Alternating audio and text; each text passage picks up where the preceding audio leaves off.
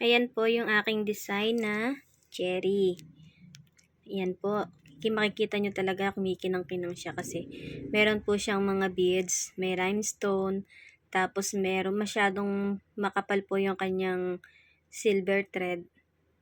Itutupi ko na at yan po ay kailangan na maayos ng pagkakatupi dahil libaw yan ay ipapadala natin sa may-ari. Yan po siya. Yan, tingnan nyo naman po kung gaano siya kaganda. Kapag natatapatan talaga siya ng sinag ng araw, talagang makikita nyo yung kumikinang-kinang talaga siya. Kailangan po maayos talaga ang pagkakatupi niya para naman po pag dumating sa buyer, maayos na maayos. Yan, tingnan nyo. Napakaganda po talaga ng cherry. Ganyan na po talaga siya kaganda. Kaya sulit na sulit po pag yan po talaga ang in-order nyo. Papakita ko naman po sa inyo ang kanyang alampay. Yan po yung sa likod niya.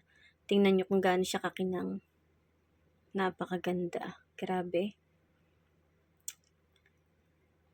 Yan po ganyan po ako magtupi ng kanyang alampay. Tapos, ito naman po ang kanyang sleeve. Napakaganda, grabe. Kumikinang-kinang. Kasama ang beads at rhinestone. Dalawa po yan. Tutupi na po ng maayos. Yan po talaga yung nasa ibabaw, pinakaibabaw. Na makikita nyo sa plastic.